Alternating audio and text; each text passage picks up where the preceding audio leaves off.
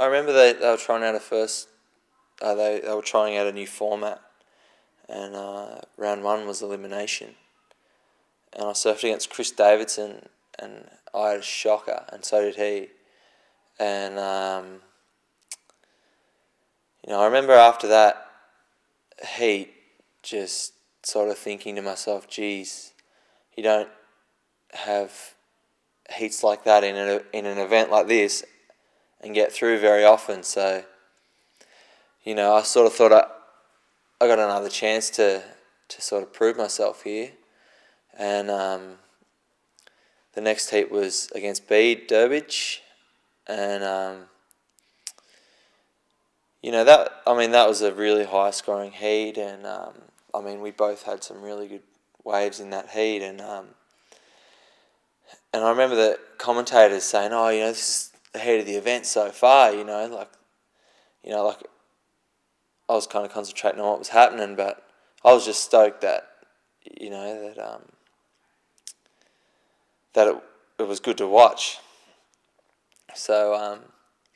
and I remember it coming down to the end of the heat, and there was maybe 3 or 4 minutes remaining, and I needed a high 7, and I figured, and Bede had priority, and I figured that if I just keep paddling for waves, my plan was that if I kept having a serious look at waves, he would be looking at them too, because me being the local, I guess he's kind of keeping an eye on which waves I'm looking at, and sort of 5 or 6 or 7 waves passed, and I kept having a little paddle for him, and in the end, I think Bede might have got sick of having a look at them and me pulling off them, and a wave came through, and I just went, oh my God, this thing is going to be a sick wave. And I remember thinking, Bede's not looking at this one. And I guess he kind of got tired of looking at them, and he didn't even look at the wave. And I got the score, that was probably the turning point of the whole event, I think, for me. After that heat, things just kind of happened, and all of a sudden I was in the final. I remember I got the first wave of the final, and it was a really, really good one.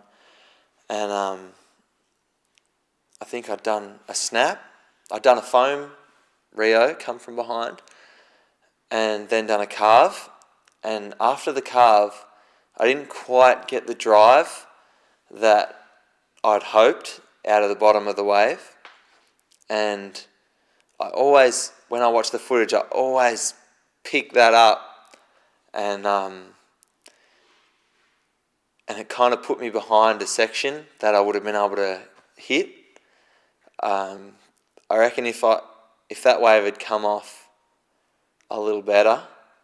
I think instead of getting maybe a 6.5 on that wave,